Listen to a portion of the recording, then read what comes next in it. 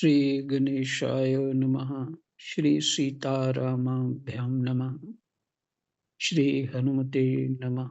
श्री उमापते नमः। श्री गुरुवे नमः। सब संतन की जय जय। जय जय सीताराम। राधे श्याम।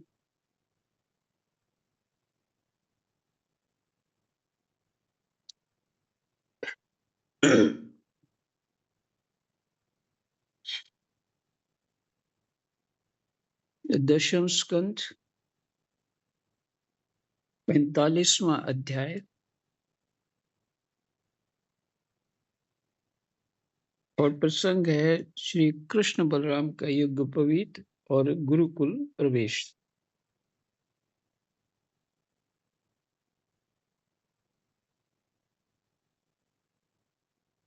हम्म,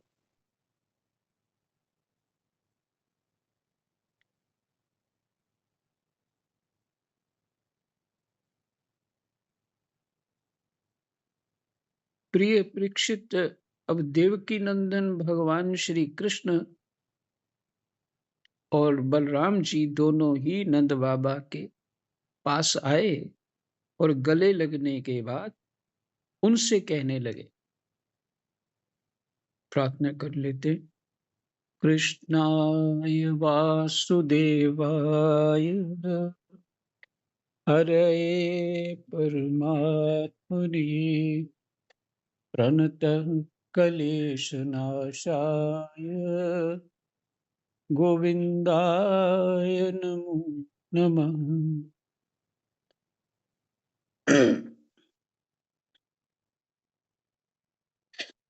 अब देवकी नंदन भगवान श्री कृष्ण और बलराम जी दोनों ही नंद बाबा के पास आए और गले लगने के बाद उनसे कहने लगे, पिताजी, आपने और माँ यशोदा ने बड़े स्नेह और दुलार से हमारा लालन पालन किया है।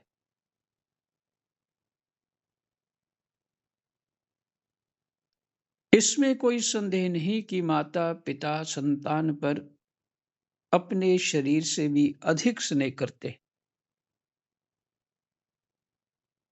इसमें कोई संदेह नहीं कि माता पिता संतान पर अपने शरीर से भी अधिक स्नेह करते हैं। जिन्हें पालन पोषण न कर सकने के कारण स्वजन संबंधियों ने त्याग दिया है, उन बालकों को जो लोग अपने पुत्र के समान लाड प्यार से पालते हैं, वे ही वास्तव में उनके माँ बाप हैं। पिताजी, अब आप लोग ब्रज में जाइए। इसमें संदेह नहीं कि हमारे बिना वात्सल्य स्नेह के कारण आप लोगों को बहुत दुख होगा। यहाँ के सुहृद संबंधियों को सुखी करके हम आप लोगों से मिलने के लिए आएंगे। मथुरा में जो हमारे और संबंधी लोग रहते हैं, उनको सुखी करके हम आप लोगों से मिलने के लिए आएंगे। भगवान श्री कृष्ण ने नंद बाबा और दूसरे ब्रजवासियों को इस प्रकार समझा बुझाकर बड़े आदर के साथ वस्त्र आभूषण और अनेक धातुओं के बने बर्तन आदि देकर उनका सत्कार किया।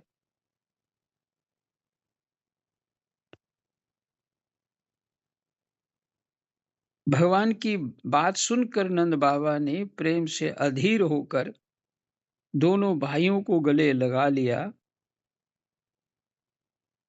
और फिर नेत्रों से आंसू भरकर गोपों के साथ ब्रज के लिए प्रस्थान किया।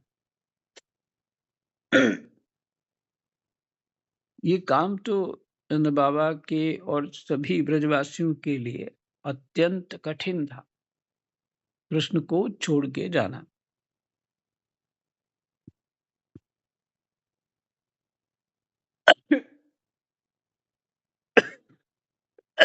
पर फिर भी उन्होंने स्वीकार कर लिया।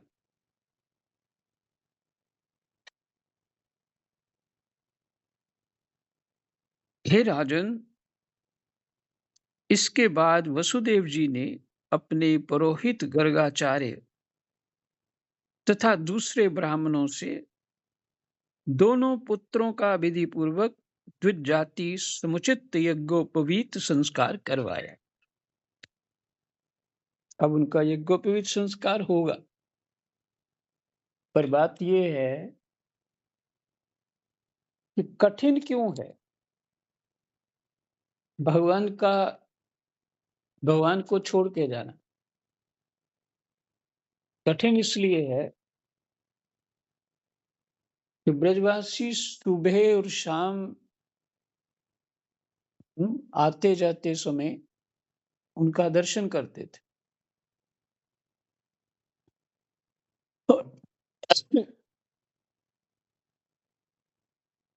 भगवान ही पोषित कर रहे थे उनकी भक्ति, उनके ज्ञान को भगवान ही पोषित कर रहे थे।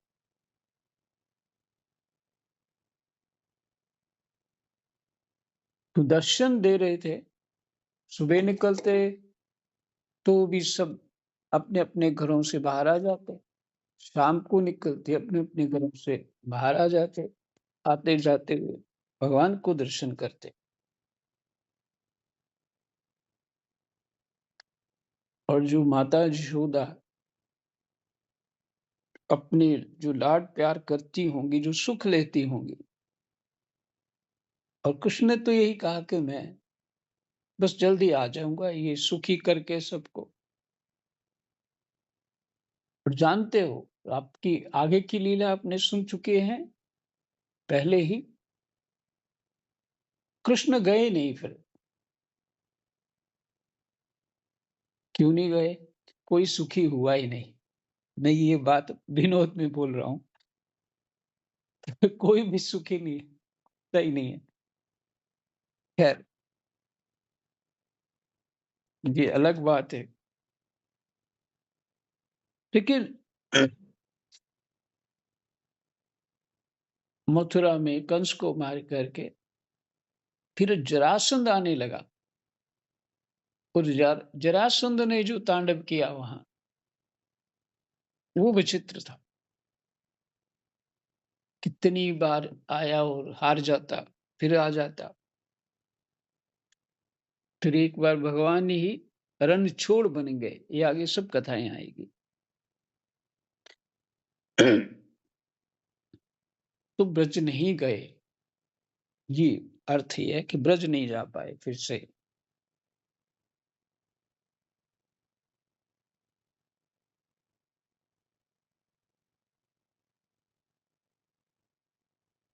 तो उन्होंने विविध प्रकार के वस्त्र और आभूषणों से ब्राह्मणों का सत्कार करके उन्हें बहुत सी दक्षिणा तथा बछड़ों वाली गौएं दी। सभी गौएं गले में सोने की माला पहने हुए थीं तथा और भी बहुत से आभूषणों एवं रेशमी वस्त्रों की मालाओं से विभूषित थीं। महामती वसुदेव जी ने भगवान श्री कृष्ण और बलराम जी के जन्म नक्षत्र में जितनी गौएं मन ही मन संकल्प करके दी थीं, उन्हें पहले कंस ने अन्याय से छीन लिया था। अब उनका स्मरण करके उन्होंने ब्राह्मणों को वे फिर से दी।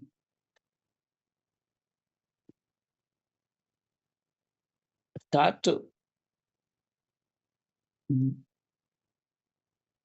अपने यहाँ भगवान तो नहीं वो मानते थे उस समय, लेकिन उस समय वो उनको यही जानते थे, मेरा पुत्र है, उसके लिए मुझे ये कार्य करना चाहिए, उसके निमित्त गौएँ दान करनी चाहिए। तो उस समय दे नहीं सकते थे, तो उन्होंने मन ही मन संकल्प किया और जब कभी मौका मिलेगा तो हम ब्राह्मणों को दे देंगे और वो समय आज आ गया।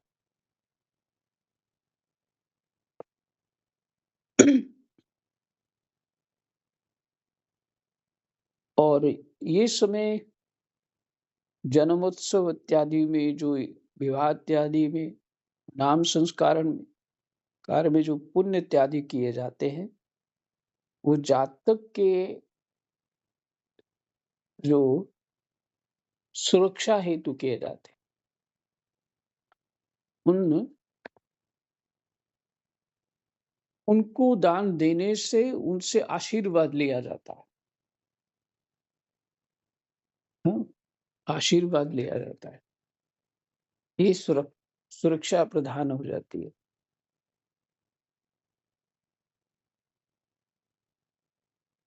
सभी गौएँ गले में सोने की माला पहने हुए थी और भी बहुत से आभूषणों एवं रेशमी वस्त्रों की मालाओं से विभूषित थीं।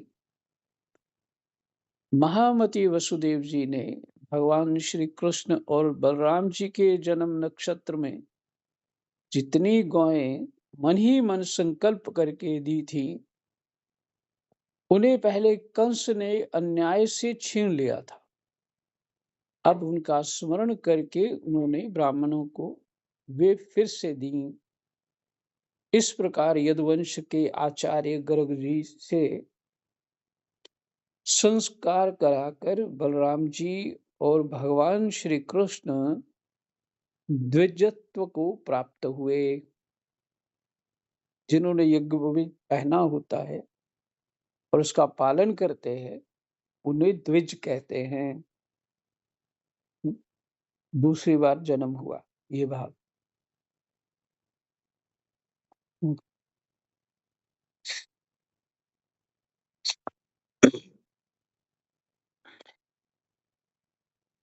देखिए, दूसरी बार जन्म हुआ, इसके साथ कुछ और भी याद आया।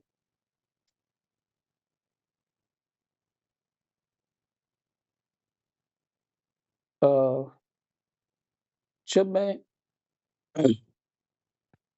मंत्र दीक्षा ले रहा था, तब गुरुजी ने कहा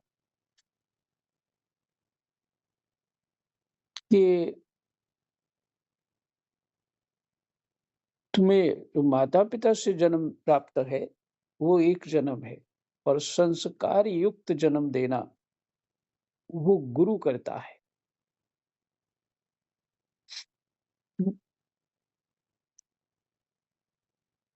और उसको आचार्य कहते हैं, जो ब्राह्मण लोग करते हैं और संस्कार इत्यादि करते हैं।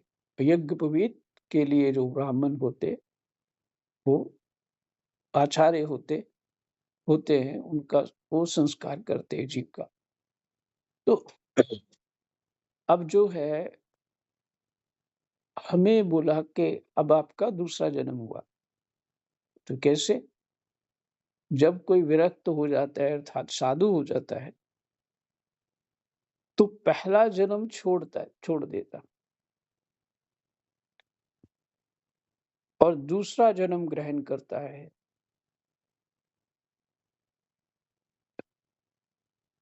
और दूसरा जन्म जो है, इसको बोलते हैं नाद। नाद के द्वारा जन्म प्राप्ति।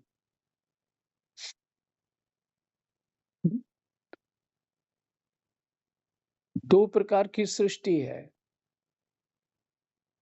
एक सृष्टि है जो माता-पिता के द्वारा होती है और एक होती है जो ऋषि लोगों के द्वारा होती है ना? अब देखिए ना, प्रसंग है ना, सुर नर मुनि सबकी रीति, स्वार्थ लागी करे सब प्रीति। सुर नर, नर और मुनि में क्या भेद है ना? तो नर भी तो साधारण मनुष्य को कहेंगे या मुनि साधना करने वाले, अर्थात उनको बदल गए हैं, जन्म दूसरा हो चुका।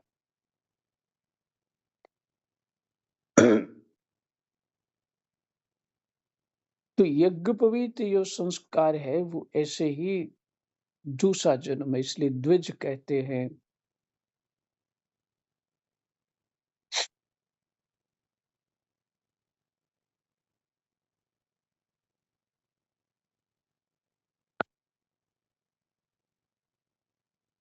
इसलिए उन यहाँ 29वें श्लोक में है, इस प्रकार यदुवंश के आचार्य गर्ग जी से संस्कार कराकर बलराम जी और भगवान श्री कृष्ण द्विजत्व को प्राप्त हुए। उनका ब्रह्मचर्य व्रत अखंड तो था ही, अब उन्होंने गायत्री पूर्वक अध्ययन करने के लिए उससे नियमतः स्वीकार किया।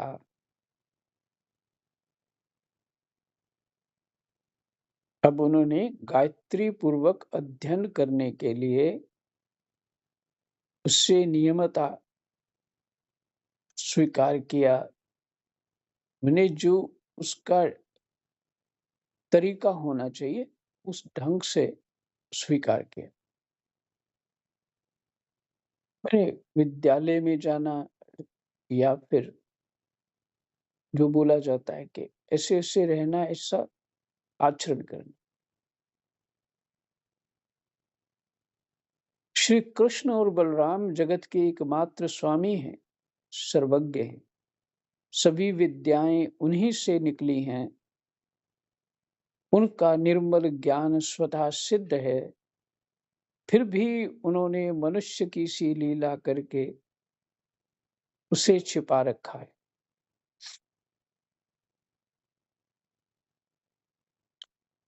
अब वे दोनों गुरुकुल में निवास करने की इच्छा से काश्यप गोत्री सांदीपनी मुनि सांदीपी सांदीपनी मुनि के पास गए, जो अवंतीपुर अर्थात उज्जैन में रहते थे।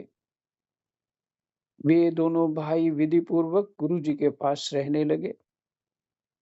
उस समय वे बड़े ही सुसंयत, अपनी चेष्टाओं को सर्वथा नियमित रखे हुए थे। गुरुजी तो उनका आदर करते ही थे।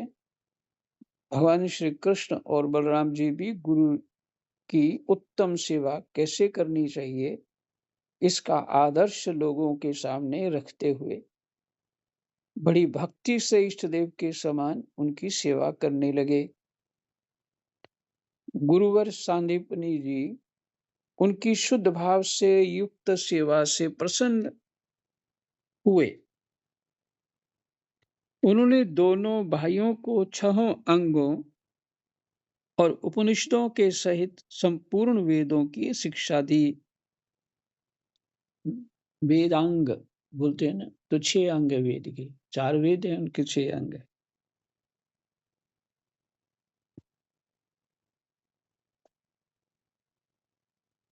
इसलिए ये शब्द यहाँ पे आया है। 6 अंगों और उपनिषदों के सहित संपूर्ण वेदों की शिक्षा दी। उनके सिवा मंत्र और देवताओं के ज्ञान के साथ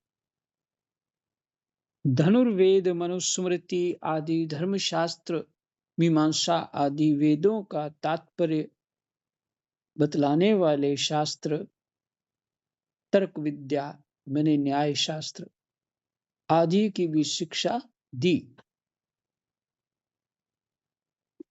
साथ ही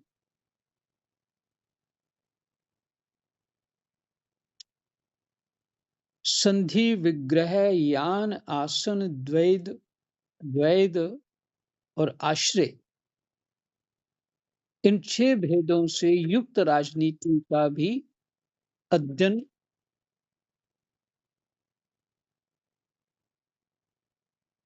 कराया।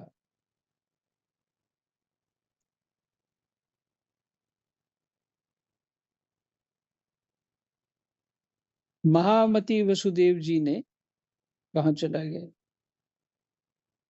हाँ।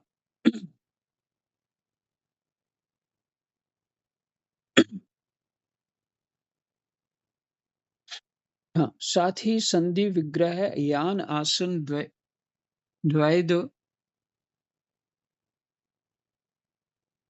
और आश्रय, इन 6 भेदों से युक्त राजनीति का भी अध्ययन कराया। ये राजनीति के अंग हैं संधि, विग्रह।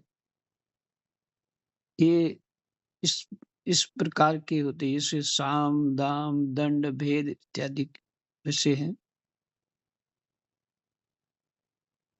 और जो ये ये जो शास्त्र हैं, सभी को एक बार जितना मौका मिल सके इतना देख ही लेना चाहिए। क्योंकि इस जन्म में संस्कार पड़ जाएगा ना शास्त्र का, तो अगले जन्म में काम आएगा। एक 80 वर्ष के यहाँ पे एक बुजुर्ग आ गए, बच्चे यहाँ पढ़ते हैं संस्कृत, उस विद्यालय में वो भी जाते थे, तो बच्चे भी हँसते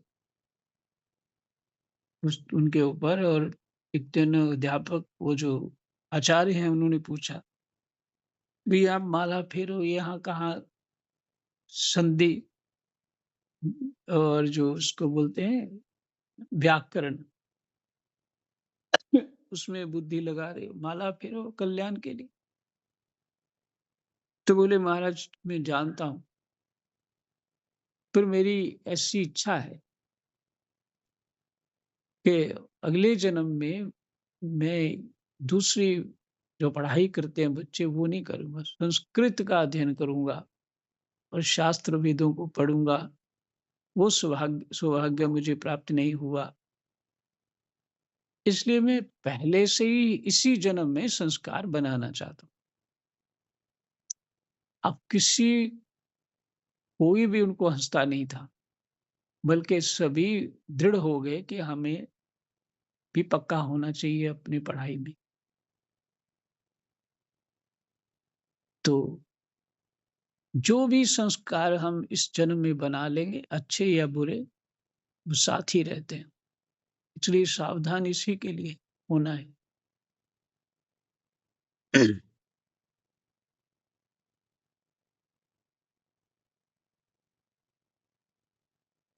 परीक्षित, भगवान श्री कृष्ण और बलराम सारी विद्याओं के प्रवर्तक हैं। इस समय केवल श्रेष्ठ मनुष्य का सा व्यवहार करते हुए ही वे अध्ययन कर रहे थे। उन्होंने गुरुजी के केवल एक बार कहने मात्र से सारी विद्याएं सीख ली। केवल 64 दिन रात में ही संयमी शिरोमणि दोनों भाइयों ने 64 कलाओं का ज्ञान प्राप्त कर लिया। इस प्रकार अध्ययन समाप्त होने पर उन्होंने संदीपनी मुनि से प्रार्थना की कि आपकी जो इच्छा हो गुरु दक्षिणा मांग लें।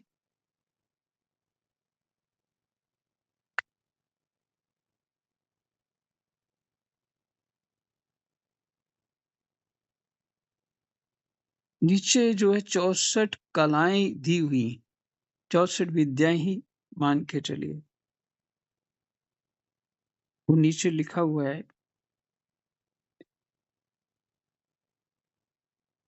इस प्रकार अध्ययन समाप्त होने पर उन्होंने सांदीपनी मुनि से प्रार्थना की, आपकी जो इच्छा हो गुरु दक्षिणा मांग लें। महाराज, सांदीपनी मुनि ने उनकी अद्भुत महिमा और अलौकिक बुद्धि का अनुभव कर लिया था, इसलिए उन्होंने अपनी पत्नी से सलाह करके यह गुरु दक्षिणा मांगी कि प्रभास प्रभास क्षेत्र में हमारा बालक समुद्र में डूबकर मर गया था, उसे तुम लोग ला दो। अब गुरुजी तो ऐसे नहीं थे कि वो जानते नहीं, अब तो डूब के मर गया वो, तो समुद्र में सड़ गल गया, मजे खा लिया किसी ने शरीर। तो कहते नहीं, तुम उसको ला दो। बलराम जी और श्री कृष्ण का पराक्रम अनंत अनंत था। दोनों ही महारथी थे। उन्होंने बहुत अच्छा कहकर गुरुजी की आज्ञा स्वीकार की और रथ पर सवार होकर प्रवास क्षेत्र में गए। वे समुद्र तट पर जाकर क्षण भर बैठे रहे। उस समय ये जानकर कि ये साक्षात परमेश्वर हैं, अनेक प्रकार की पूजा सामग्री लेकर समुद्र उनके सामने उपस्थित हुआ। भगवान ने समुद्र से कहा, समुद्र, तुम यहाँ अपनी बड़ी-बड़ी तरंगों से हमारे जिस गुरुपुत्र को बहा ले गए थे, उसे लाकर शीघ्र हमें दो।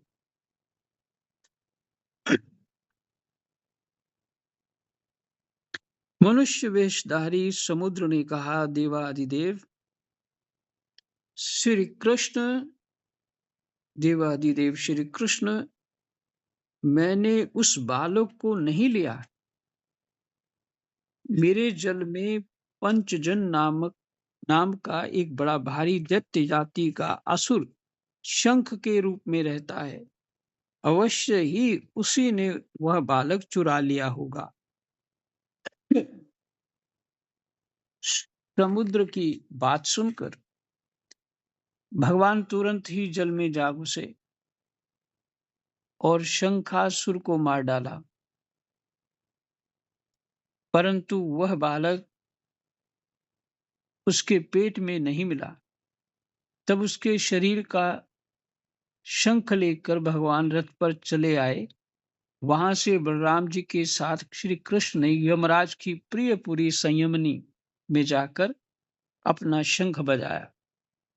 शंख का शब्द सुनकर सारी प्रजा का शासन करने वाले यमराज ने उनका स्वागत किया और भक्ति भाव से भरकर विधि पूर्वक उनकी बहुत बड़ी पूजा की। उन्होंने नम्रता से झुककर समस्त प्राणियों के हृदय में विराजमान सच्चिदानंद स्वरूप भगवान श्री कृष्ण से कहा, लीला से ही मनुष्य बने हुए सर्वव्यापक परमेश्वर, मैं आप दोनों की क्या सेवा करूं? श्री भगवान ने कहा, यमराज, यहाँ अपने कर्म बंधन के अनुसार मेरा गुरुपुत्र लाया गया है। तुम मेरी आज्ञा स्वीकार करो और उसके कर्म पर ध्यान न देकर उसे मेरे पास ले आओ। यमराज ने यो आज्ञा कहकर भगवान का आदेश स्वीकार किया और उनका गुरुपुत्र ला दिया। तब यदुवंश शिरोमणि भगवान श्री कृष्ण और बलराम जी उस बालक को लेकर उज्जैन लौट आए और उसे अपने गुरुदेव को सौंप कर कहा कि आप और जो कुछ चाहें मांग लें। गुरुजी ने कहा, बेटा, तुम दोनों ने भली भांति गुरुदक्षिणा दी, अब और क्या चाहिए? जो तुम्हारे जैसे पुरुषोत्तम का गुरु है, उसका कौन सा मनोरथ अपूर्ण रह सकता है? वीरो, अब तुम दोनों अपने घर जाओ। तुम्हें लोगों को पवित्र करने वाली कीर्ति प्राप्त हो। तुम्हारी पढ़ी हुई विद्या इस लोक और परलोक में सदा नवीन बनी रहे, कभी विस्मृत ना हो। बेटा परीक्षित फिर गुरु जी से आज्ञा लेकर वायु के समान वेग और मेघ के समान शब्द वाले रथ पर सवार होकर दोनों भाई मथुरा लौट आए। मथुरा की प्रजा बहुत दिनों तक श्री कृष्ण और बलराम को ना देखने से अत्यंत दुखी हो रही थी। अब उन्हें आया हुआ देख सब के सब परमानंद में मग्न हो गए, मानो खोया हुआ धन मिल गया हो। ये हमारा 45वां अध्याय विश्राम हुआ। अब मैं आप भगवान ने जो 64 विद्याएं सीखी हैं उसको सुना देता। 2-4 मिनट में।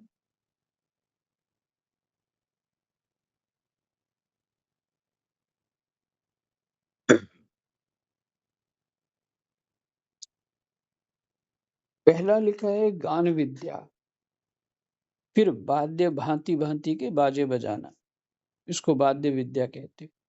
नृत्य, नाट्य, चित्रकारी, बेल बूटे बनाना, चावल और पुष्प आदि से पूजा के उपहार की रचना करना, फूलों की सेज बनाना, दांत, वस्त्र और अंगों को रंगना, ये गुरुकुल में सिखाया जाता था। दांत, वस्त्र और अंगों को रंगना, मणियों की फर्श बनाना, शैया रचना, जल को शैया में किस तरह से बिस्तर लगाना चाहिए, कई प्रकार होते हैं इसके। जल को बांध देना, विचित्र सिद्धियां दिखलाना, हार माला आदि बनाना, कान और चोटी के फूलों के गहने बनाना,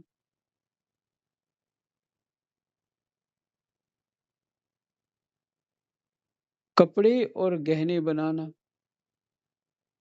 फूलों के आभूषणों से श्रृंगार करना, कानों के पत्तों की रचना करना, सुगंधित वस्तुएं, इत्र, तैल आदि बनाना, इंद्रजाल, जादूगरी ये भी सिखाते थे। चाहे जैसा वेश धारण कर लेना, हाथ की फुर्ती के काम, तरह तरह की खाने की वस्तुएं बनाना, तरह तरह के पीने के पदार्थ बनाना, सुई का काम कैसे होता है वो बताना, कठपुतली बनाना, नचाना, पहेली, प्रतिमा आदि बनाना, माने पहेली हो गया जो जो बच्चे वो सुन एक दूसरे को क्या अंताक्षरी खेलते हैं तो पहेली बूझते हैं, ऐसा कुछ होता है। प्रतिभा आदि बनाना, राम राम, प्रतिमा माने मूर्ति बनाना, कूटनीति, ग्रंथों के पढ़ाने की चातुरी,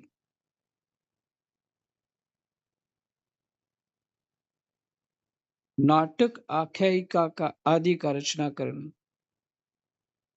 ये सब विद्या है। समस्या पूर्ति करना, पट्टी, बेंत, बान आदि बनाना,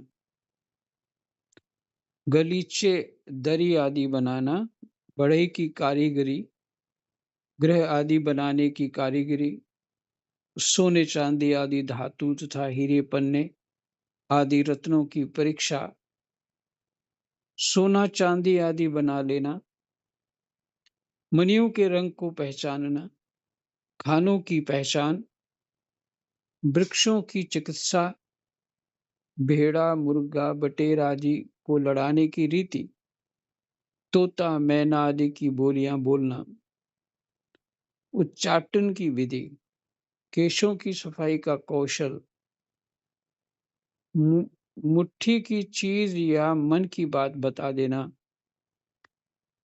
मलेच्छ काव्यों का समझ लेना, मलेच्छ काव्यों का समझ लेना। मलेच्छ मुसलमानों को ही कहते हैं। उनके जो ग्रंथ को ही समझ लीजिए, ऐसा कैसे समझना है। विभिन्न देशों की भाषा का ज्ञान, शकुर राम राम, शकुन अपशकुन जानना, प्रश्नों के उत्तर में शुभाशुभ बतलाना, नाना प्रकार के मातृका यंत्र बनाना, रत्नों को नाना प्रकार के आकारों में काटना, सांकेतिक भाषा बनाना, मन में कट कर रचना करना, मन में कट कर रचना करना, कटक रचना करना, नई नई बातें निकालना, छल से काम निकालना, समस्त कोशों का ज्ञान, समस्त छंदों का ज्ञान, वस्त्रों को छिपाने या बदलने की विद्या, द्यूत क्रीड़ा, दूर के मनुष्य या वस्तुओं का आकर्षण कर लेना, बालकों के खेल, मंत्र विद्या, विजय प्राप्त कराने वाली विद्या, वेताल आदि को वश में रखने की विद्या। ये पूरी 64 विद्याएं वो सारी एक ही दिन में, वह 64 दिन में पूरे।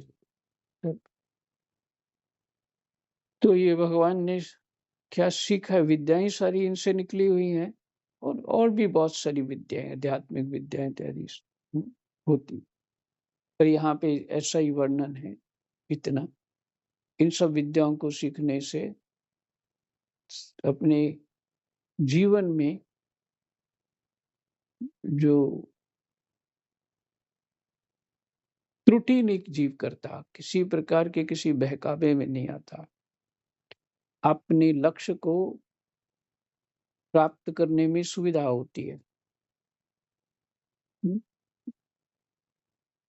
किसी के छल को भी समझ जाएगा, क्योंकि अपना लक्ष्य है, उसका जो भी लक्ष्य है उसमें कोई इसको बहका नहीं सकता है। ये विद्याओं का यही कारण होता है।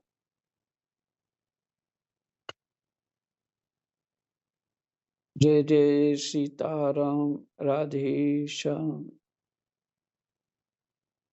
कृष्णाय वासुदेवाय, हरे परमात्मने। महाराज जी म्यूट है। हाँ, ये विश्राम हो गया। जय जय सीताराम, राधे श्याम, कृष्णाय वासुदेवाय,